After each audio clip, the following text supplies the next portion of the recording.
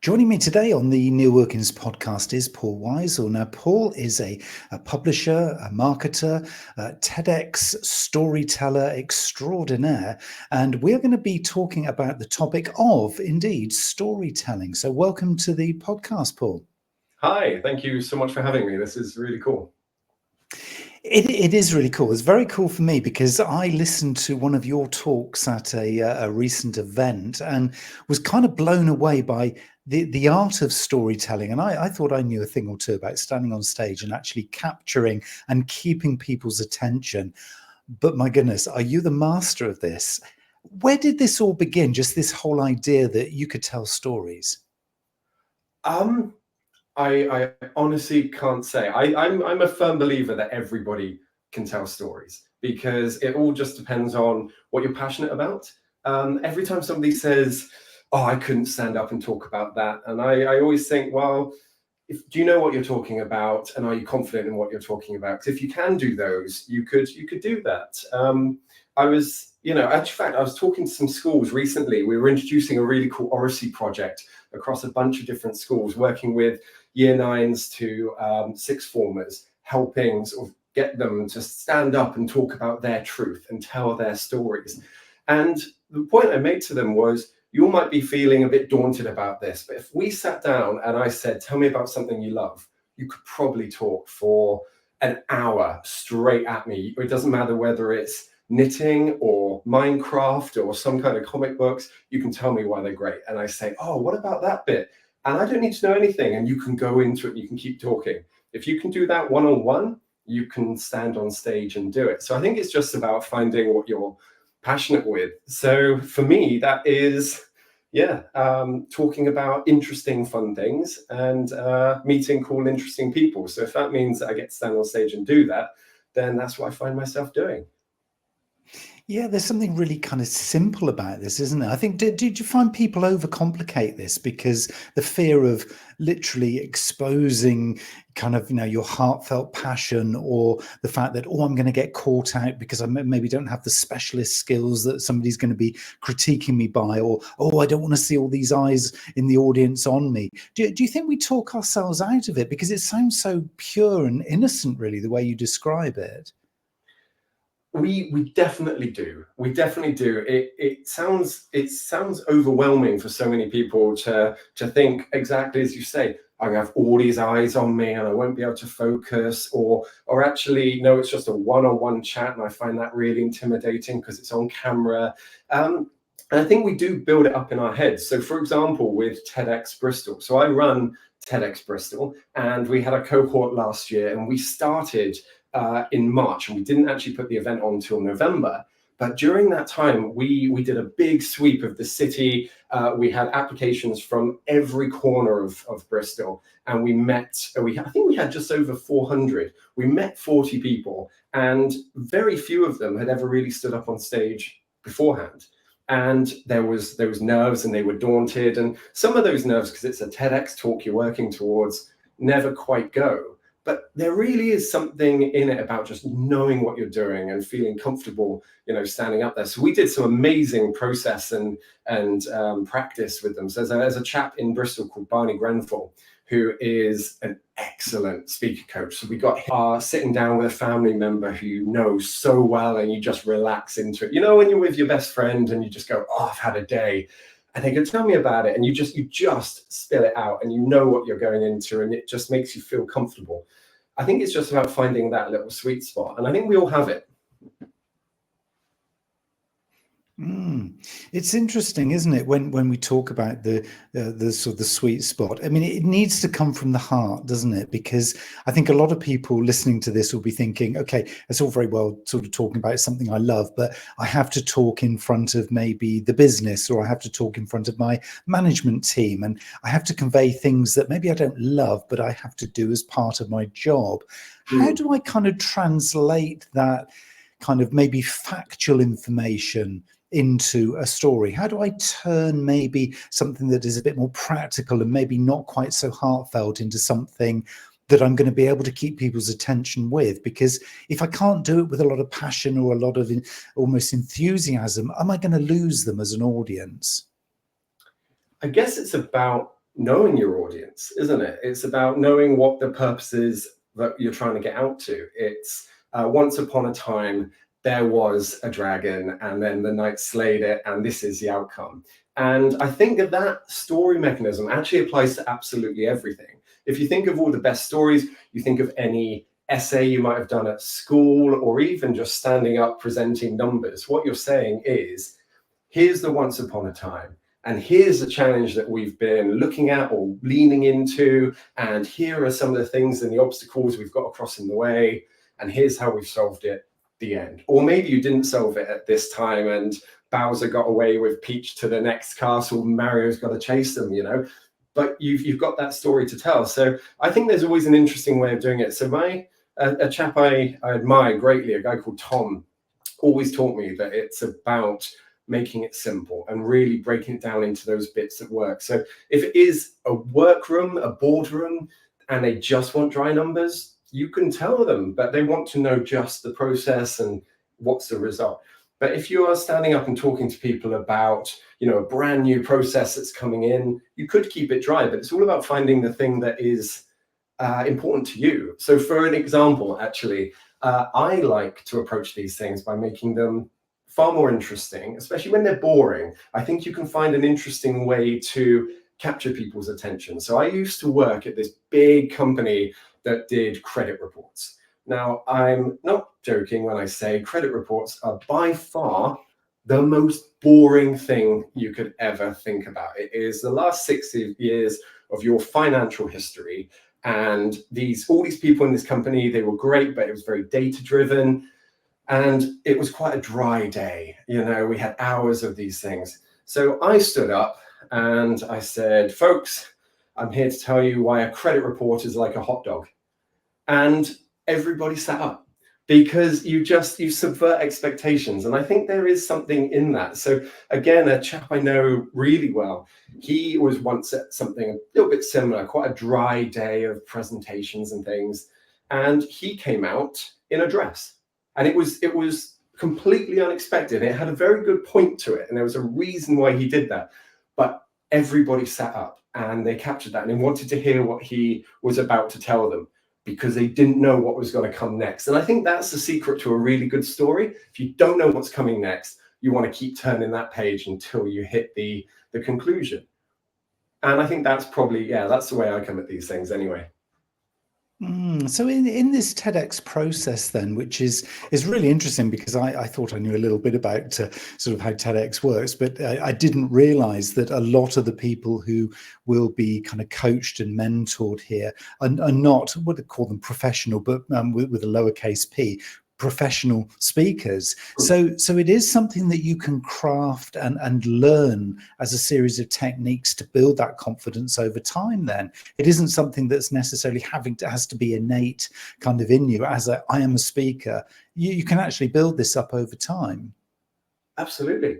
Yeah, you do. And you can. And like I said, I think everybody's got a story to tell. If you're going to apply to something like TEDx, then you've probably got something you want to stand up and say. And our job, as far as I see it, is to find the most interesting voices and find a way to put them on stage, because that TED platform will be the bit that you could find people in Australia or Mexico or Antarctica who then resonate with what you're saying and go, yeah, that's what I've been looking for. So it's really important that we help empower people to be able to stand up and tell those stories. And yeah, with TEDx Bristol, we do things ever so slightly differently, I suppose. Some TEDx's out there will just go and find a few people who can stand up on stage and talk because they run a business and they know what they're doing and they're used to this stuff. And then they just say, here's the date, turn up 5 minutes before, and you go on. And that's perfectly fine. But the way we did it, so yeah, I said just now that we had hundreds of applications and we met 40 people, but then the process goes through. With Barney, we do a first session where we start talking about your idea and how you hone it. Because everyone knows what they want to talk about, but they don't know how you condense that into 8 to 15 minutes. That's really quite hard to say something really punchy. And we then sort of take it from finding those kernels. And one of the things that Barney talks about is almost like bus stops. So what are your key points that you want to hit, and then how do we get to them? And then the next session we do, probably about 6 weeks later, really, after people have really had time to filter in and what they're doing, we then look at the script, because it's fascinating during that process how it changes as well. Because during that time, people start to watch other TED Talks, or they will be looking at things going, I think I could use a prop. Or actually, you know, at first they're like, I need slides everywhere. That's going to tell the story for me. And then they start to realize, no, actually, I want the focus on me. I don't need slides. Maybe I need 1 or 2 to bring it to life. It's it's a really interesting process, actually. I was quite lucky in 2019. The reason I got into TEDx Bristol was because in 2019 I actually got to stand on the stage and give a talk, and it was just the most eye-opening process from every inch of the word. And yeah, just quite nice to see, especially the other people in the cohort from that time. I'm still well connected to them. In fact, I was chatting to one of them, Aisha Thomas, earlier on. And almost, I think there was only maybe 1 or 2 who had really stood on stage before that point and actually spoken before. But I think the thing for me, when it comes to finding voices to stand on stage, and to take it back to your point, if you haven't noticed, I'm quite verbose, I can go off on these tangents, but to take it to your point, I think for me, when I'm looking down and saying who should do a TED Talk, it's never about who's got the book to sell. It's about who's got the idea that gets the book deal that then goes and changes the world. And that shouldn't be restricted by the fact that somebody's unsure about standing on stage yet. And I think that's our responsibility with something like TEDx or any other position where you empower people. It's hugely powerful, isn't it? It's so inclusive. I think this is the lovely thing that I gathered, you know, when I listened to you talk before, Paul, was just this whole idea that everybody is welcome. This is not some special club that unless you've actually spoken for, you know, 100 years on stage and you've only got like 10,000 hours worth of stage time, you don't qualify. This is for anybody who feels, yeah, I need to make a difference, or I want to share because there's a real kind of purpose behind my story or my message. And then you start to help them almost coax out, okay, well, let's talk about the detail and the little nuances that make this different and make this a hook. Am I kind of reading this right? Absolutely spot on. You are absolutely spot on with that. And that's why I mentioned the Oracy project we did with the schools back at the first part of this year. And one of the key bits with the young people was, you have to tell your truth, because if you don't, somebody else will say what the world looks like around you, but actually nobody understands the world like you do. So then the important bit is, so you need to tell it like you would tell it. You need to use the words that you would use. You need to dress the way you feel comfortable, because not only does that make you more relaxed and you're in your own skin, but it's more authentic. You know, how many times have you seen someone who's all dressed, you know, fully up, and it comes out very robotic, and you think, I'm not buying this. I think I'm being sold to, and I don't really feel like I'm listening to somebody telling me a real story here. It looks like they've just practiced something that's maybe been spat out of a ChatGPT conversation, you know? But actually, if you can sit down, you can use words that not everyone's going to understand, but that doesn't matter, because that is what you use in your community or your day-to-day life. And this is who I am. I think that's actually how we build better connections just in general. So you'll get a better story, a better end result, but actually people will feel closer together as well. So I want to kind of go a little bit personal here, Paul, with the kind of the style that you bring when you're telling stories. There's a certain kind of lightness to your energy. You use what I might term loosely humor within your storytelling to kind of really allow it to almost kind of like dance across the ears. There's a cliche, but do you know what I mean? It's one of those things where we're not getting bogged down in seriousness. It is very, very light, the way that you come across. Does everybody else have to use things like humor and that kind of light approach? Or if somebody is quite dour, sensible, serious, however you might want to kind of use those words, is that okay too? Oh my goodness, yeah. I think it's about it goes back to that exact previous point about, you know, speaking your truth, but just being you. I just am naturally quite verbose. I use my hands a lot. You can tell that I used to live in Italy for a little while. And, you know, that's just the way I I like to come across. But it's all about being you. If your approach is a much more dour, straightforward approach, great, that's who you are. And it's about being the authentic you. And as long as you're the authentic you, I think everybody else is along for the ride on that. And if it doesn't resonate, then it doesn't resonate. I can absolutely tell you for full confidence, my approach doesn't work for everybody. You know, there are definitely people who think, this guy's not serious, listen to him, he's just waffling on, which is fine, because I can be very serious when I want to be, but actually this is the way I like to be. You know, I like to be quite affable at times. It's not even trying, it's just sort of the way I am, you know. And for me, I find that's where the best bits of life seem to appear from as well. The amount of people you're in a pub or somewhere, you're waiting for a bus, it's been delayed, and you just randomly end up chatting to somebody. And it's those little moments for me that just make life really rich, and you end up learning some fascinating stuff. And the way I am, that seems to happen quite a lot. And it's just, again, yeah, it's just about being you, really. And if we weren't just us, then you're all just going to end up with a bunch of identikit, you know, talks or things, or you're not going to hear from people who really should be sharing stuff, or we're basically all going to be an AI. I think when I did that talk a few weeks ago that you came to, that was one of the points that I was making, was I was terrified that actually if we just allow AIs just to regurgitate all the same stuff and take all the best bits and crunch them down into 5-second snippets, and then the next one takes that and another bit and crunches it down, we lose the richness. So yeah, I think as long as we're us, we will never do that. Do you think there's a part for some of us where actually something like an AI tool to kind of almost kickstart or to clarify the chaos that might be going on in our life or in our mind in terms of the storytelling? So somebody might be listening to this thinking, okay, Paul, I get it. I totally get it. Love what you're saying. I'd like to be on that journey too. But where do I start?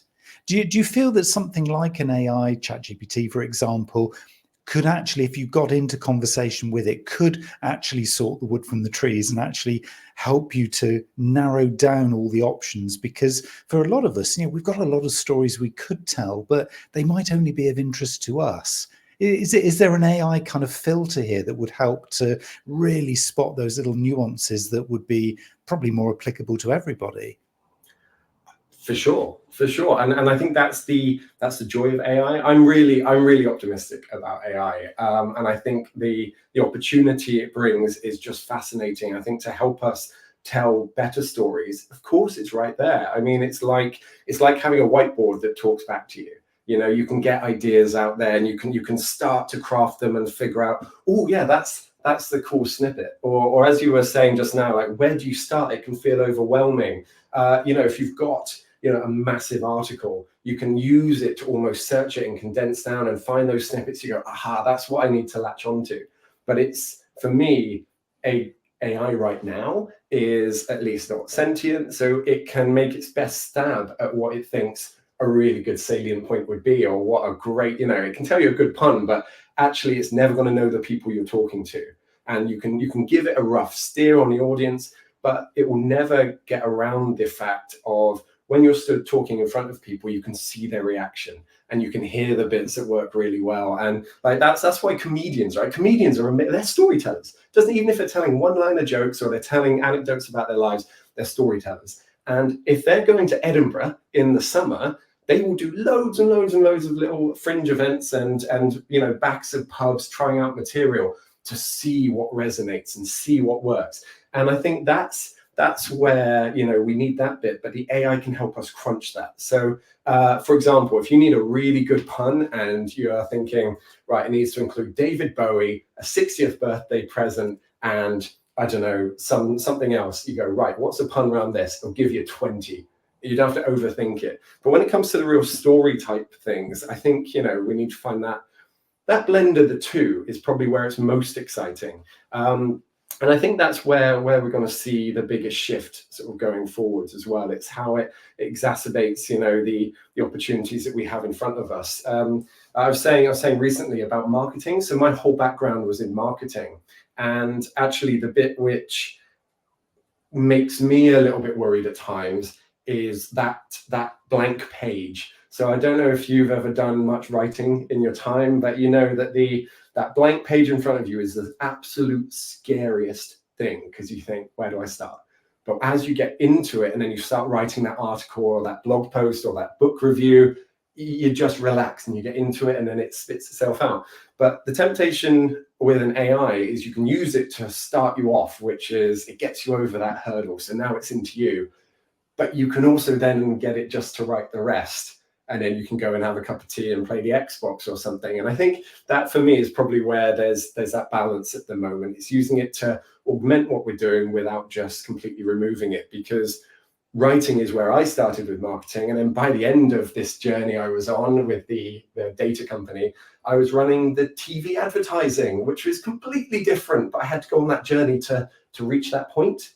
And if I hadn't started there, would I have got there? What would I be doing? It's a fascinating question, but yeah, I think if we can put the two together, we've got a lot of opportunity ahead of us.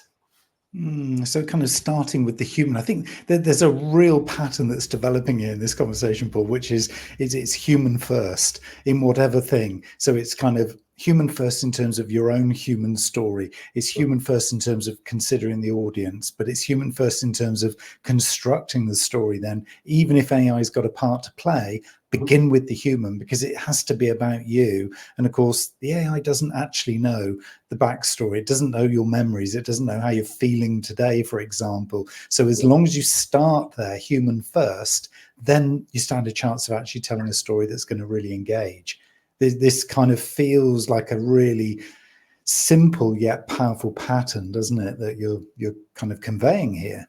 It's the most important thing. So AI, for example, AI is brilliant fun and you can talk to it, but it will never fully understand, what life was like. It can try and condense it, but it will never fully understand your background. And, if we take it to a point a few years ago, I don't actually think we're too far away from there, but facial recognition, for example, facial recognition tech, this, was amazing. And look at how accurate it is, except it was all trained and done in California, where it was a predominantly white male set of teams using this thing. So actually it caused this knock-on sort of problem later on. And there's all sorts of examples where algorithms sort of make their best guess, or even, there's examples of them, what they call hallucinating, just making things up. So there was some interesting stories recently about some lawyers who just used it and to research cases, and it gave them case data. And it turned out it just made it up because it didn't have anything, so it needed it. So I think those are the interesting areas where we can we risk it. But when it comes back to humans, it has to be the focus. So Tom Ilube, the chap I mentioned earlier on, he's always told me, Paul, you got to tell your story.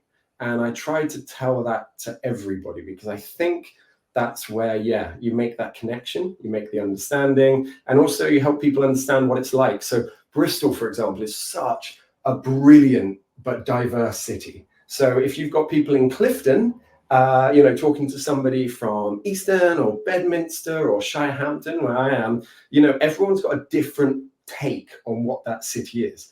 But if you talk to somebody who only lives in Clifton and doesn't ever leave that area, they'll say, oh, it's incredibly affluent. We've got this, we've got that, it's this. But actually, if you go to Easton and you go and play, I don't know, paddle or something out there, you'll realize there's quite a few caravans. There's a few more caravans here. And you realize that actually, a story is developing over here that people elsewhere don't even see taking shape in front of them. So that's why I think it's important that we always have those stories growing, because this city, we all live in it, yet we all see what we want to see. So I think the more we can bring those bits together, the more we can know where we're coming from. That's a really interesting point, because to me then, and for me, kind of growing up with the whole TED brand, is that it kind of exposes me to things and questions and observations that otherwise I would never really have even started to think about. Not because I was avoiding them, not because it wasn't somewhere I wanted to go, but just because I wasn't even aware that some of these things were a thing. So do you see that, certainly the role of, I'm going specifically for TEDx here, but that the role of TEDx is to kind of spread in the broadest sense of the word, the diversity of the stories to a greater audience, so that people can really tap into maybe little micro worlds or communities that otherwise they'd never hear or see, or even be aware that were there? Because that feels like there's a really profound social reason for having TEDx. Yeah.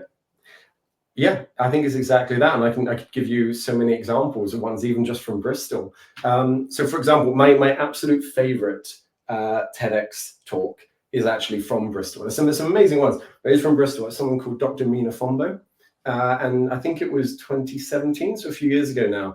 But she did a talk called "No, You Can't Touch My Hair." And you think, okay, that sounds interesting. And what it was about the fact that she's got this amazing afro and she looks awesome and she's always got really cool hair, and she'll just be sat on a bus or in a cafe and people will just touch it to see what it feels like, because it's really cool and it might feel different. And it wasn't until, she stood up and did this that so many people thought, oh my goodness, I am absolutely invading that person's personal space. And the way she conveyed it, and she did it in the best possible way. And I think this is where you can enrich in stories as well, especially with the human, is she got everybody, this was in a big theatre space, she got everybody to stand on their feet. So everybody stood up. And she did it in the form of, sort of Simon Says. And then what she effectively did is she got everyone to put their hands up and then into their head and the hair of everyone sat beside them, and just wiggle your fingers. That's what she got everybody here doing. So her whole story was set with this sense of unease of like, oh, I really didn't like that, because nobody's going to like a stranger messing around with you. And when she says, I get that all the time, people are sitting up and they're listening now, because now they can put themselves in her shoes. And I think that's a real power of something like this. And the work she's done off the back of it is excellent. And another good example, actually, again, Bristol, is Aisha Thomas. So Aisha is an example of somebody who gave the TED Talk, got the book deal, now has a really booming business and is having a great impact up and down the country. She talked about representation matters, and especially within the confines of education. And she was saying, look, one of the challenges we've got is, take Bristol, it's a very multicultural, diverse city. But if you've got people and there's no students and there's no teachers that look like you, who sound like you, who might know some of the cultural backgrounds, then actually that's having a real impact on kids, because they don't have someone to go to. I mean, I'm doing it a disservice. It's so much bigger and better than that. But her work now, she's working with, schools all over the country. She's working with the NHS to help people understand things. So she gave me a fascinating example not too long ago, actually, about certain things. So I don't know what they're called. If you've ever been in hospital and you've seen someone, they've got like a sensor clipped over the tip of their finger. Have you seen those? She was telling me that, they're excellent, but they're not designed for melanated skin.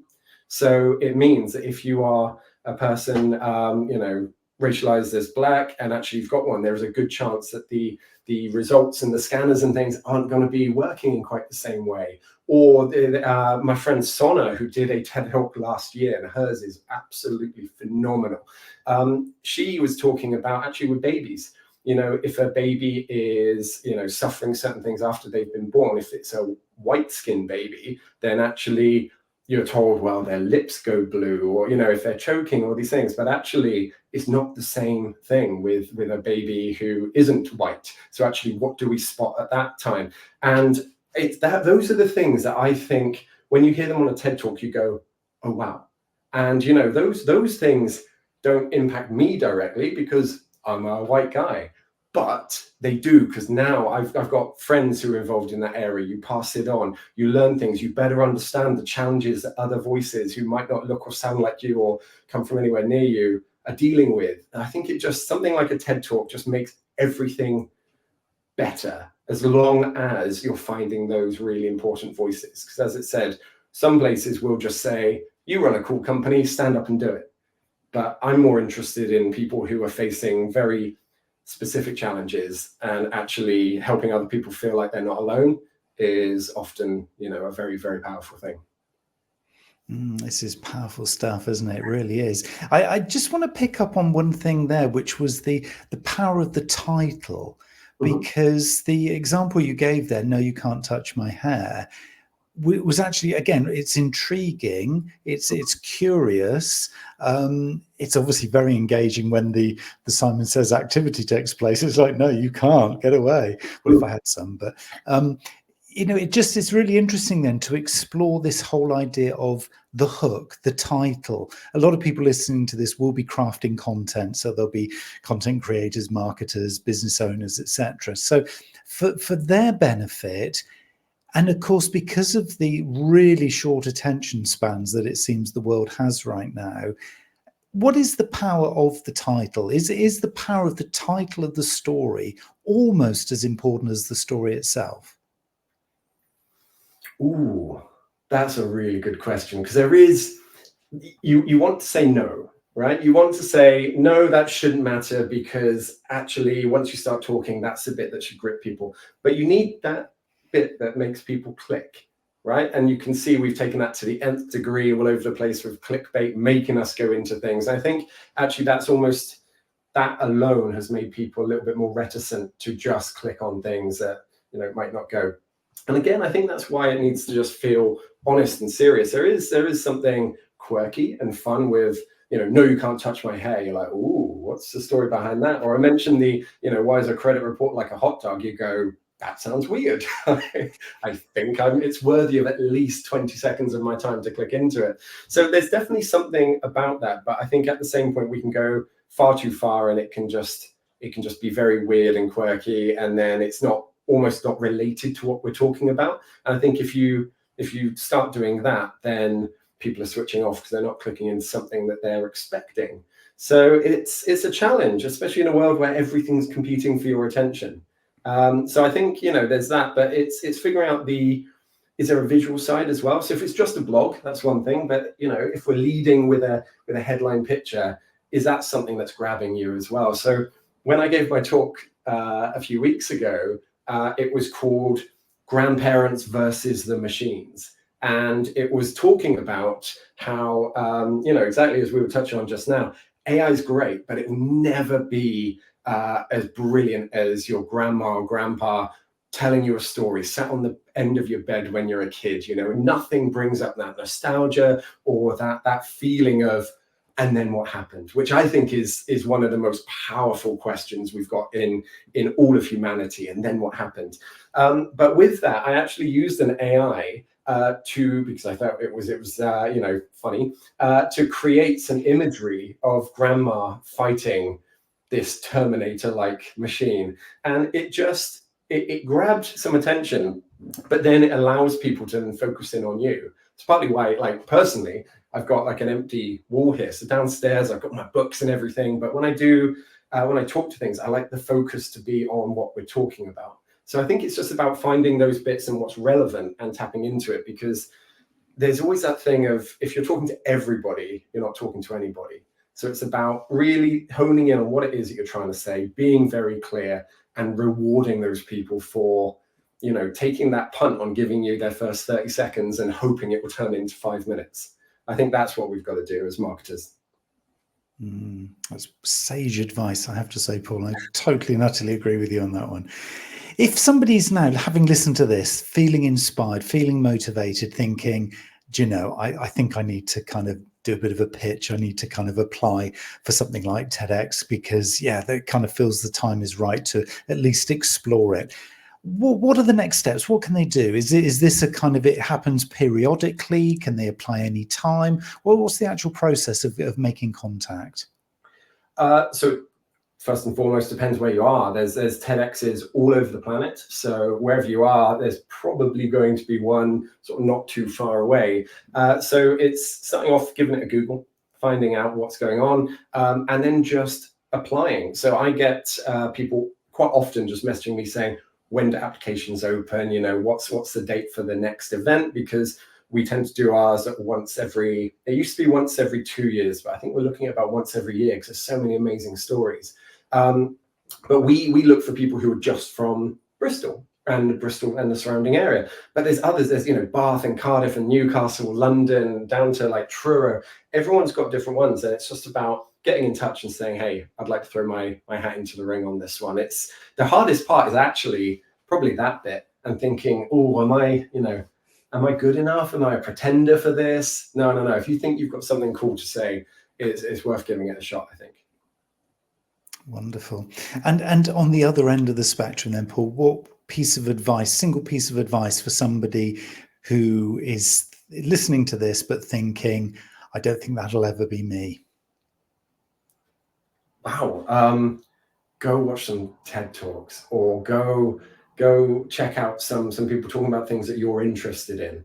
Actually, go find things where people are talking about something that you find cool, and it doesn't matter what it is. It could be a specific type of coding, or it could be, I don't know, sort of roofing. I'm saying that because I'm looking at roofs up there, but whatever it is that you're interested in, go listen to somebody else doing it, because I think that's when you realize, oh, I've got something to say about this. And actually, if they can stand up and do it, I think I could. And I could probably tell you right now 5 things that I think would be really important for everyone in this room to hear. And then if that lights that little fire, then you're thinking, okay, I need to give this one a go. So yeah, just go find people who are talking about things that you are passionate about, and see what it does for you. But I think for most people, it ignites something in them and says, if they can do it, I can. Because nobody starts out as, like, you know, politicians can stand up on any stage and just do things, or an actor. You know, people have to work on this, they have to train on it, but it's because that's what they want to do. And you don't see all the work that goes behind it, you just see the bit at the front. So it's passion, man. Passion is the #1 thing I think that you can lean into to get a good sense for somebody and who they really are. So whenever I interview somebody for a job role, the very last question I ask is, what are you passionate about? And it's fascinating, because they'll often start saying, well, I'm really passionate about, you know, getting into the office on time. And you go, no. I don't want to know about work. Do not talk about work. When you're not in work, when you are on the weekend, you know, relaxing, what is it you do? What are you excited about? And it doesn't matter what they say at all, whether it's cooking or video games, going for a run, or just, you know, sat reading my book. They will get excited and they'll start telling you why. And that is when you really start to get a sense for somebody. So yeah, passion is, I think, a really good starting point for any sort of talk. Paul, this has just been wonderful. It really has. I just think there are going to be so many people just now questioning whether or not it's them and whether or not the time is right. But you've just said beautifully, it's kind of words to the effect, you know, just get that snowball rolling and it will gather momentum, and it'll gather snow as it rolls. So you just got to get started. Just do it, as Nike once said. Paul, this has been a great conversation. Thank you so much for your time. I know you're a very, very busy guy, so I'm going to let you back to all the other projects and things that you're doing now. But very, very grateful for taking the time out to talk to us today. Thank you very much. This has been awesome. Yeah, I really appreciate it.